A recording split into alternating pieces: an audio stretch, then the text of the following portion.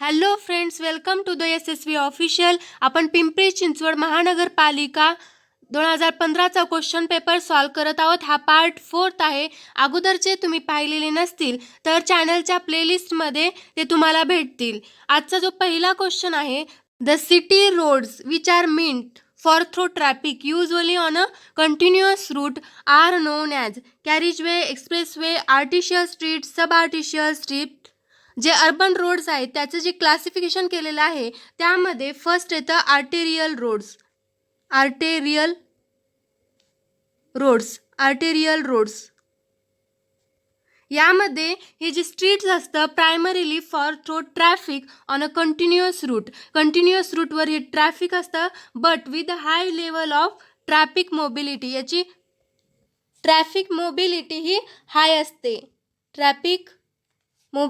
असते. आणि दुसरं जे आहे सब अर्टेरियल रोड्स यामध्ये जे स्ट्रीट्स आहे primarily for through traffic on a continuous route, but याची जी ट्रॅफिक मोबिलिटी असते ती लोअर असते. थर्ड टाईप जे आहे त्याला collector street. Third type is collector street provide the access to the arterial स्ट्रीटला काय करतं, ॲसेस प्रोव्हाइड करतं आणि ते कलेक्ट आणि तिथलं ट्रॅफिक कलेक्ट करून distribute from and to local स्ट्रीटला ते डिस्ट्रीब्यूट करतं आणि त्यालाच म्हटलं जातं collector street. Fourth urban road local street जे प्रोव्हाइड केलं जातं ते प्रोव्हाइड करतं access to abutting street are known as the local street. आणि जर पाचवा आहे एक्सप्रेसवेज.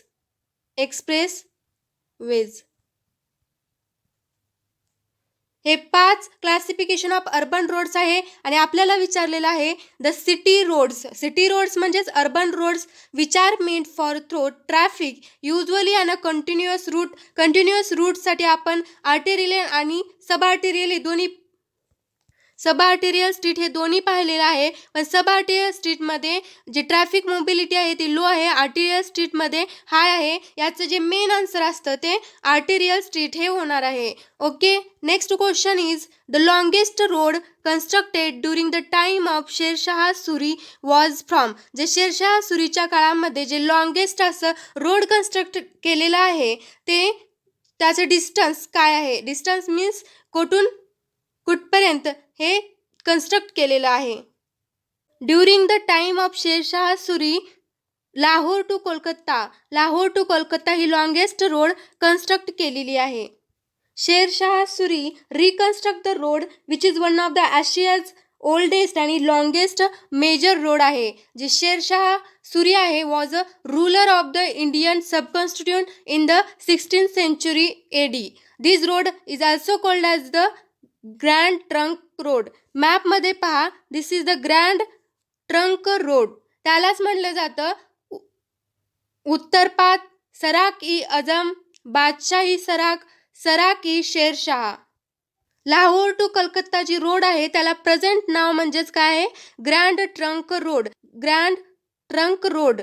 हे नॅशनल हायवे 1 आहे, has been constructed along this road. याबद्दल अजून एक क्वेश्चन विचारू शकतं, what is the name the ruler who reconstruct the grand trunk road. कोणी रिकन्स्ट्रक्ट केलेलं आहे त्याचा आन्सर येणार आहे शेरशाह सुरी. तर या क्वेश्चनचा आन्सर लाहोर टू कलकत्ता हे करेक्ट असणार आहे. लाहोर टू कलकत्ता जे कन्स्ट्रक्ट केलेलं आहे किंवा ग्रँड ट्रंक रोड असंही म्हणलं जातं. Next question is water bound macadam roads. See the picture in which it is the water bound macadam, ज्याच्यामध्ये wearing course consist of clean crushed aggregate. जे वेरिंग कोर्स आहे या वेरिंग कोर्सवर crushed aggregate आहेत. Cement रोडमध्ये सिमेंटचा concrete slab असतो. Then bituminous रोडमध्ये जे वेरिंग कोर्स असतं ते बिटुमिनियसनं बनलेलं असतं. आणि वॉटर बाउंड मेकॅडममध्ये हे टॉपला जे वेरिंग कोर्स आहे तो क्रश्ड ॲग्रिगेटनं कन्स्ट्रक्ट केलेला असतो, मेकॅनिकली इंटरलॉक्ड बाय रोलिंग. आणि ह्याच्यावर जे रोलिंग प्रोसेस करून ते मेकॅनिकली इंटरलॉक्ड केले जातात आणि bound together with filler material. Filler मटेरियलनं त्यांना बाउंड केलं जातं, त्याला स्क्रीनिंगसुद्धा म्हणलं जातं. And water laid on a well compacted base course, water bound macadam road असं म्हणलं जातं. तर यामध्ये small broken stones are laid in 2 layers. हे बरोबर आहे. Voids between the stones are filled by stone dust. जे स्टोनमधलं व्हॉइड्स आहे ते स्टोन डस्टनं फिल केलं जातं. Camber for drainage is given at the formation level itself. आणि जे केम्बर प्रोव्हाइड केलेलं असतं फॉर ड्रेनेज पर्पज. हे तिन्ही सेंटेन्स काय आहेत? बरोबर आहेत. So all of the above हे करेक्ट आन्सर असणार आहे. Next question is the camber recommended for water bound macadam road is. Camber म्हणजेच काय? क्रॉस स्लोप असतो, ट्रान्सवर्स स्लोप प्रोव्हाइड केलेला असतो to drain off the rain water. त्यामध्ये सरफेसनुसार त्याला डिफरंट सरफेससाठी डिफरंट केम्बर हे प्रोव्हाइड केलेलं असतं. पहिला जो आहे हाय टाईप बिटुमेनसाठी और सिमेंट कॉन्क्रीट रोडसाठी जे केम्बर प्रोव्हाइड केलं जातं ते 1.7 to 2% हे प्रोव्हाइड केलं जातं, किंवा 1:60 to 1:50 या दोन्हीपैकी एक व्हॅल्यू लक्षात ठेवायची. म्हणजे एकतर पर्सेंटेजमध्ये लक्षात ठेवायचं किंवा या रेशोमध्ये लक्षात ठेवायचं. नंतर ते आपल्याला कन्वर्ट करता येते. ह्या फर्स्ट झाला हाय बिटुमिनियससाठी किंवा सिमेंट कॉन्क्रीटसाठी. दुसरं जे आहे थिन बिटुमिनियससाठी. थिन बिटुमिनियस सर्फेसिंगसाठी 2 to 2.5% 2 to 2.5% एवढं केम्बर हे प्रोव्हाइड केलं जातं. त्यासाठी 1:50 to 1:40 हे प्रोव्हाइड केलं जातं थिन बिटुमिनियससाठी. थर्ड जे सरफेस आहे वॉटर बाउंड मेकॅडमसाठी 2.5 to 3% केम्बर प्रोव्हाइड केला जातो, किंवा 1:40 to 1:33 आणि अर्थसाठी 3 to 4% प्रोव्हाइड केलं जातं, किंवा 1:33 to 1:25 हे अर्थसाठी. आपल्याला क्वेश्चनमध्ये WBMसाठी विचारलेलं आहे, म्हणजे 1:40 to 1:33 हे करेक्ट आन्सर असणार आहे. ऑप्शनमध्ये पाहायचं आहे 1:40 to 1:33. 1:40 इथे ऑप्शन बी 1:30 to 1:48 दिलेला आहे, इथं 40 आहे. So correct answer is option B. Next question is the super elevation is directly proportional to the velocity of vehicles, inversely proportional to the velocity of vehicles, directly proportional to width of pavement, inversely proportional to the width of pavement. Super इलिव्हेशनचं जे relation आहे velocity of व्हेकल्सची आहे का width of पेमेंटची आहे, किंवा directly proportional आहे की इन्व्हर्सली प्रोपोर्शनल आहे, हे आपल्याला या क्वेश्चनमध्ये सांगायचं आहे. आपण जे सुपर इलिव्हेशन प्रोव्हाइड करतो ते कर्ड पाथवर प्रोव्हाइड करतो to counteract part of the centrifugal force. जे रेट ऑफ सुपर इलिव्हेशन आहे, रेट ऑफ सुपर इलिव्हेशन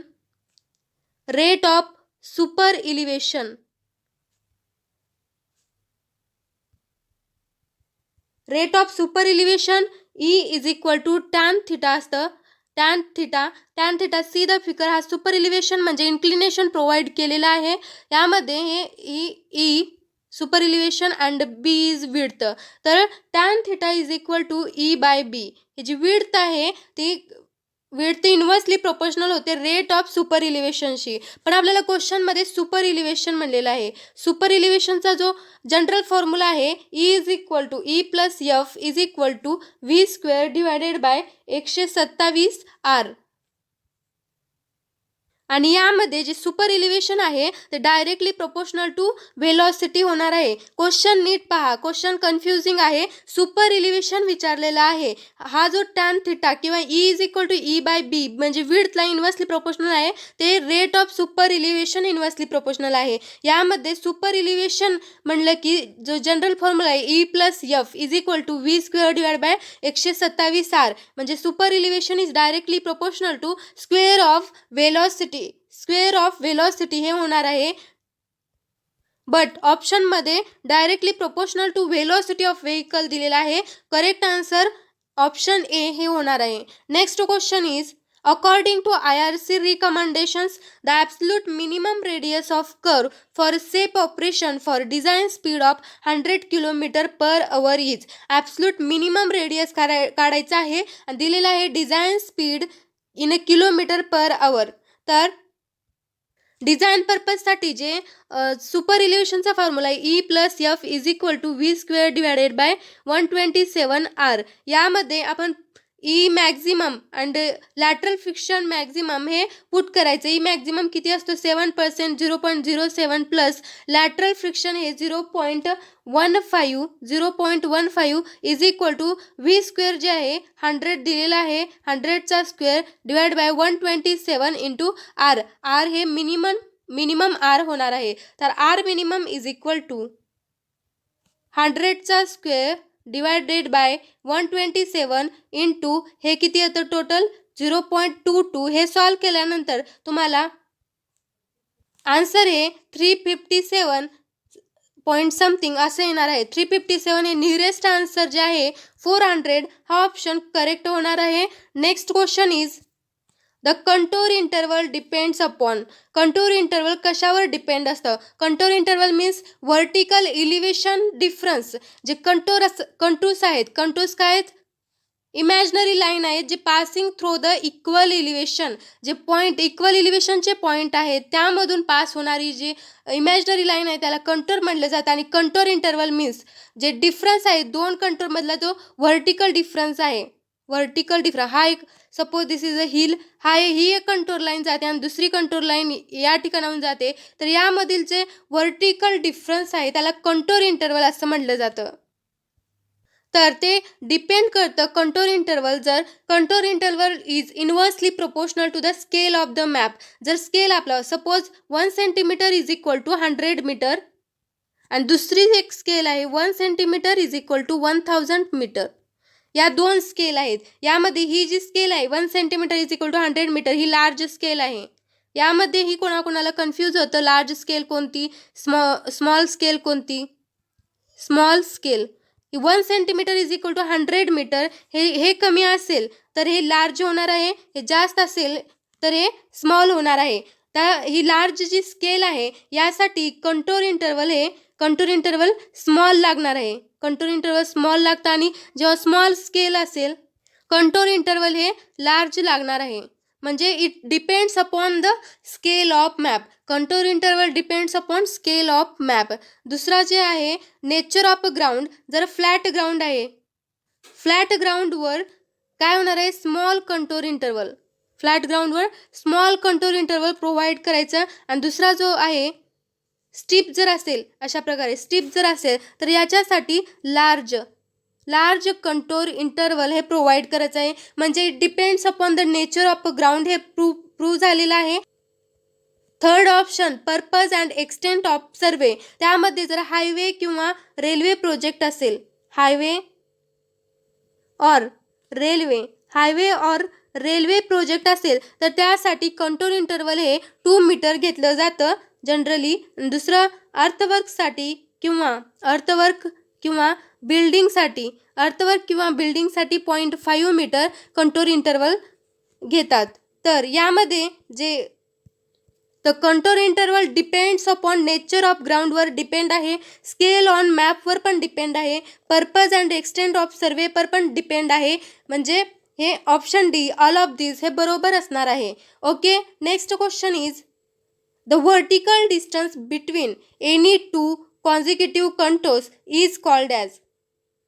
आताच झालेला क्वेश्चन आहे हा व्हर्टिकल डिस्टन्स. आपण बघितलं होतं ही एक कंट्रोल लाईन ही जर 100ची असेल, ही जर 102ची असेल, यामधील जे व्हर्टिकल डिस्टन्स आहे त्याला कंटोर इंटरवल असं म्हणलं जातं. व्हर्टिकल इक्विव्हॅलंट हे म्हणलं जात नाही. हॉरिझॉन्टल इक्विव्हॅलंट मीन्स आता हे दोन कंटोर लाईन्स आहेत. Suppose this is 100 and this is 90. यामधील जे हॉरिझॉन्टल डिस्टन्स आहे त्याला हॉरिझॉन्टल इक्विव्हॅलंट असं म्हणलं जातं. आणि जे कंटोर ग्रेडियंट आहे laying throughout on the surface of ground preserving the constant inclination to the horizontal. Contour gradient preserving the constant inclination to the horizontal. तर करेक्ट आन्सर हे कंटोर इंटरवल आपल्याला भेटलेला आहे. Next question is the contour lines can cross one another on a map only in the case of. Generally contour lines can't cross one another, म्हणजे ते एकमेकाला, ही एक contour lines आहे 100ची, दुसरी जी कंटोर लाईन आहे 90ची, हे असं कधीच होऊ शकत नाही. म्हणजे कधीच ते एकमेकाला क्रॉस करणार नाहीत. पण त्यामध्ये एक एक्सेप्टेशन आहे. व्हर्टिकल क्लिप अँड ओव्हरहँगिंग क्लिप हे त्याचे एक्सेप्टेशन्स आहेत. त्यामध्ये व्हर्टिकल ओव्हरहँगिंग क्लिप पहा पिक्चरमध्ये, यामध्ये या पॉईंटचं आणि या पॉईंटचं इलिव्हेशन जे आहे, या पॉईंटला आणि या पॉईंटला जे कंटोर लाईन्स आहेत ते काय होणार आहेत, एकमेकाला क्रॉस होणार आहेत. म्हणजे ओव्हरहँगिंग क्लिपमध्ये जे कंटोर लाईन्स आहेत ते एकमेकाला क्रॉस होतात. नेक्स्ट जो ऑप्शन आहे व्हर्टिकल क्लिप, ओव्हरहँगिंग क्लिप, व्हॅली आणि रिज हे जे ऑप्शन्स आहेत त्यामध्ये व्हर्टिकल क्लिपमध्ये काय होतं, एका पॉईंटला सगळे जे कंट्रोल्स आहेत ते मीट होतात. ह्या पॉईंटला मीट होतात. जेव्हा क्वेश्चनमध्ये असं विचारलं की ते केव्हा एका पॉईंटला मीट होतात कंट्रोल लाईन्स, तर व्हर्टिकल क्लिप म्हणायचं. जेव्हा ते एकमेकांना क्रॉस करतात तेव्हा ओव्हरहँगिंग क्लिप. लक्षात ठेवा, ओव्हरहँगिंग क्लिपमध्ये क्रॉस करतात आणि व्हर्टिकल क्लिपमध्ये ते एका पॉईंटला मीट होतात. नंतरचे जे क्वेश्चन रिज मीन्स एक कंट्रोल्स आहेत. यामध्ये हा 100चा, हे 90, 80 अँड 70 जर असेल तर ही जी लाईन आहे पास होणारी at right angles to the control line त्याला रिज लाईन असं म्हणलं जातं. Ridge line and valley line means ही लाईन आहे, यामध्ये जे कंटोर आहेत ते डिक्रीज होतात,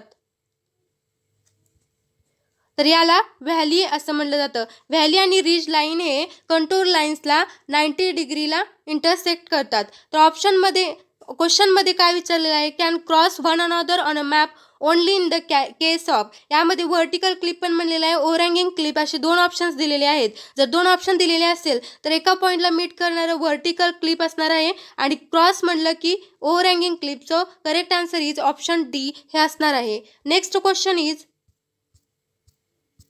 in a plane tabling, the instrument used to measure horizontal and vertical distances directly is known as. जे प्लेन टेबल आपण यूज करतो, प्लेन टेबलमध्ये जे इन्स्ट्रुमेंट आहेत, फर्स्ट त्यामध्ये plane alidade one of its edge is bevelled. Plane alidade हे जे आहे सायटिंगसाठी यूज केलं जातं आणि त्याचा एक एज असतो तो बिवेल्ड केलेला असतो, त्यालाच फिड्युसियल एज असेही म्हणतात. त्यामध्ये दोन वेन्स असतात, एक साईट वेन, दुसरं जे आहे ऑब्जेक्ट वेनमध्ये हे हॉर्स हेअर प्रोव्हाइड केलेली असते आणि हे साईट वेन. याद्वारे हे साईट करून आपण काय करतो, सायटिंग करतो. नेक्स्ट जो हा आहे प्लेन ॲलिडेट. नंतरचा जो आहे हा टेलिस्कोप ॲलिडेट आहे. यामध्ये टेलिस्कोप हे प्रोव्हाइड केलं जातं for inclined sight and sighting distance object. यामध्ये no vane at the end but has a fiducial edge म्हणजे बिवेल्ड एज प्रोव्हाइड केलेला आहे, परंतु जे वेन्स आहेत ते यामध्ये प्रोव्हाइड केलेले नसतात. Is used to measure horizontal and vertical distances directly. या टेलिस्कोप ॲलिडेटने आपण जे डिस्टन्स आहे हॉरिझॉन्टल अँड व्हर्टिकल डिस्टन्स ते डायरेक्टली मेजर करतो.